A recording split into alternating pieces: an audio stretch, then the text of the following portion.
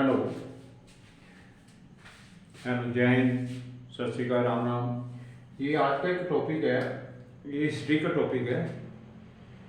As a फौजी ये शहीदों को नमन करने वाली बात है, शहीदों को याद करने वाली बात है। ये जो एक ये जो लड़ाई है, एक सेकंड वर्ल्ड वार की एक लड़ाई है। लड़ाई तो 4 साल चली सेकंड वर्ल्ड वार, लेकिन उसमें से एक लड़ाई है जो बहुत खूनी लड़ाई हुई थी। और ये लड़ाई battle of Somme Somme German और फ्रांस के बॉर्डर के ऊपर ये नदी है, फ्रांस में है ये नदी, रिवर सोम। उसके पास ये, उसके नॉर्थ में ये लड़ाई लड़ी गई थी 1 जुलाई 1916 को।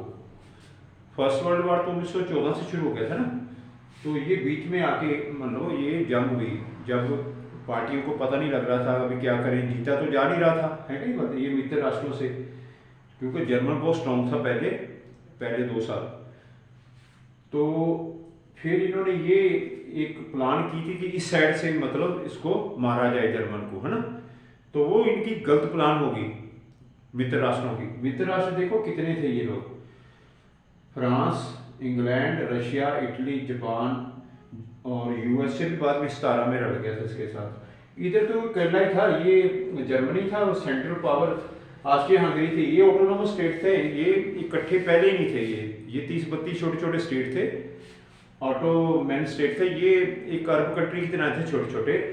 फिर ये जर्मन के साथ थे, ये शुरू से जर्मन का इनके साथ बस सलूक अच्छा था, है ना, तो जिससे ये इनके साथ थे आनंद फानन में। लेकिन जर्मन अकेला उस टाइम में बहुत स्ट्रॉन्ग कंट्री था, ठीक है ना, इसलिए इससे ये सारे मुल्क डरते थे 1914 से पहले। और अभी आपको पता है कि जर्मन के साइंटिस्ट ज़्यादा हुए, अब हम सब जर्मन के साइंटिस्ट ने ये बल्ब, बिजली का सारा इनके वैज्ञानिकों ने खोज की थी। यहाँ की पढ़ाई अच्छी थी जर्मन की, आज भी टेक्नोलॉजी भी, उस दौर पे टेक्नोलॉजी भी जर्मन की टॉप 1 पे पहुंची हुई थी। उस टाइम का ये जर्मन 1914 में मॉडर्न जर्मन था। इसके पास सारे जो इक्विपमेंट थे आर्मी के मॉडर्न थे, ठीक है। टैंक भी इसका उस टाइम टैंक मजबूत था, हवाई जहाज इसके पास थे उस टाइम 19 वर्ल्ड वार में इसने हिस्सा लिया। तो मेरे कहने का ये तो इनकी बैकग्राउंड है। अभी चलते हैं इस लड़ाई के ऊपर। ये खूनी लड़ाई किसकी वजह से इतना जानी नुकसान हुआ जवानों का। ये जो पोस्टर पे पर जनरल हेग लिखा हुआ है ना, इंग्लैंड का जनरल था, ये मित्र राष्ट्रों का, ये जनरल हेग। और दूसरी तरफ जनरल एरिचमोन, ये बड़ा इंटेलिजेंट जनरल था ये वाला।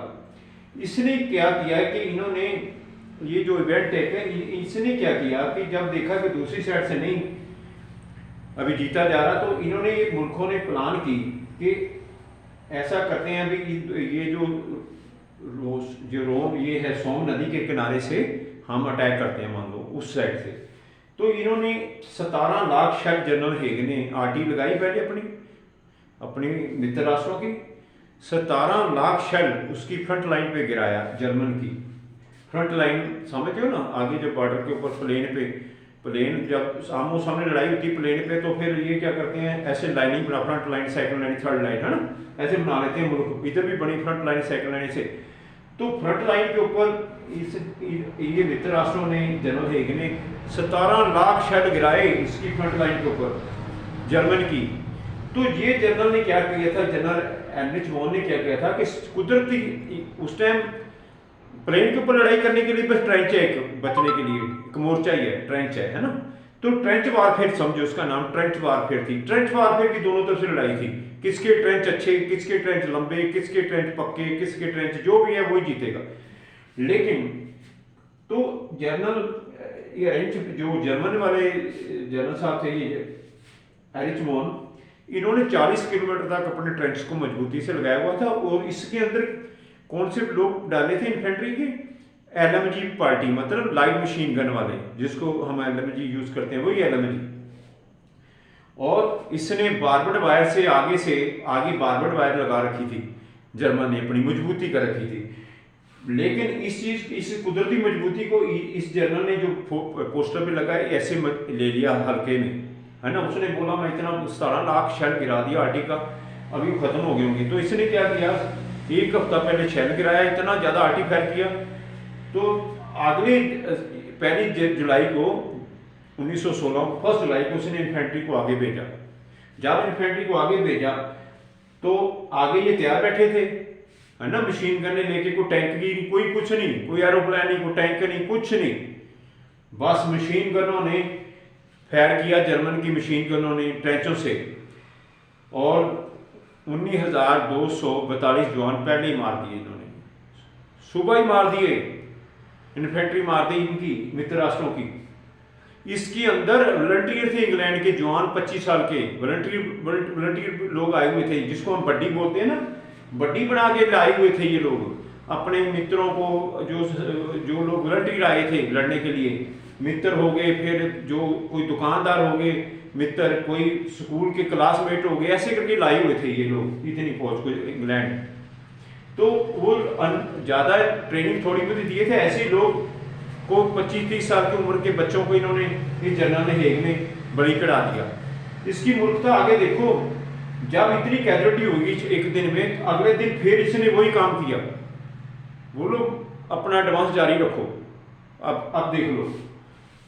तो इनको क्या होता है कि मुझे प्राइड खड़े, कल को जीत देंगे, परसों जीत देंगे, मुझे तो वो मार्शल बन जाऊंगा, फील्ड मार्शल ना। हुआ भी ऐसे ही इसके साथ, कितने लोगों की जान की परवाह नहीं, इनको मार्शल की पड़ी, इनको मार्शल लिया।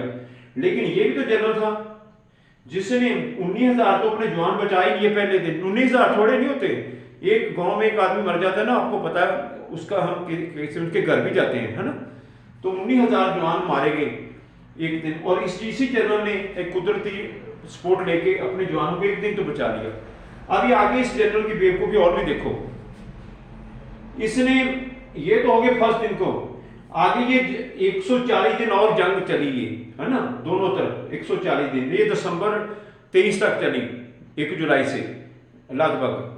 तो आगे चल के इनका नुकसान मित्र राष्ट्रों का फिर किया हुआ कि 1 लाख जो इनके जवान, 1,80,000 जवान और मारे गए। इसके अलावा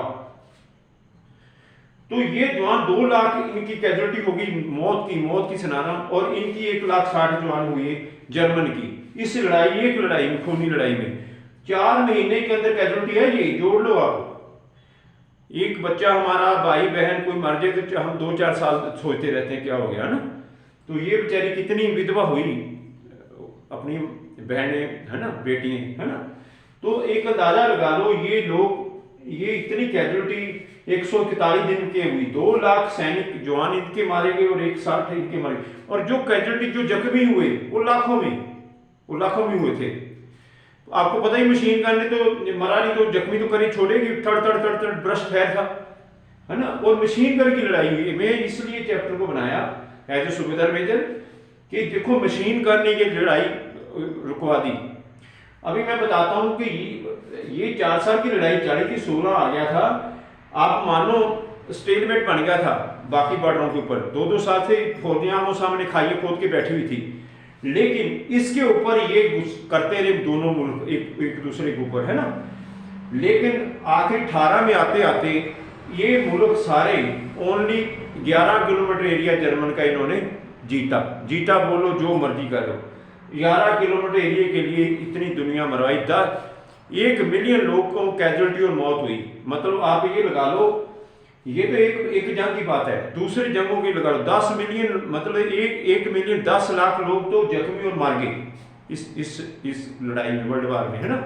तो मैं वर्ल्ड वार की बात नहीं कर रहा, तो उसके कई फ्रंट पे लड़ाई हुई, लेकिन मैं इस लड़ाई की सोम की बात की है, इसी के लड़ाई के अंदर इतना नुकसान हुआ है। तो एज ए हमें सोल्जर, एज ए फौजी हमें ये शहीद हैं। इनके इंग्लैंड के अंदर, फ्रांस के अंदर ऐसी बात है, इनके मेमोरियल बने हैं, इनके सीमेंट्री जो इनके कब्रिस्तान है सब बने हैं, इनकी याद में बने हुए हैं। काफ़ी यूरोप ने इन लोगों की याद के लिए रखा हुआ है। लेकिन हम भी, चलो मैं सोचा ये हुआ, एक लड़ाई के अंदर इतना नुकसान हुआ है।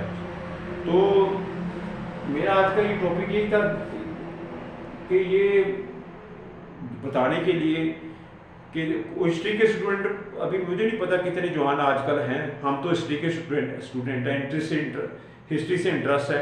मुझे तो अपने दादे परदादे का भी सारा नॉलेज है, तो मेरा इंटरेस्ट है। मैं ये नहीं चाहता कि जवान है जिसको देखे, लेकिन मैंने डाल देता हूँ मैं यूट्यूब पे कोई हो सकता है मेरे जैसा आदमी, किसी को इंटरेस्ट हो। वैसे तो हम सब जवान हैं, हर एक का फर्ज बनता है कहीं भी जो शहीद हुए हैं लोगों को उनको याद करने का। जय हिंद।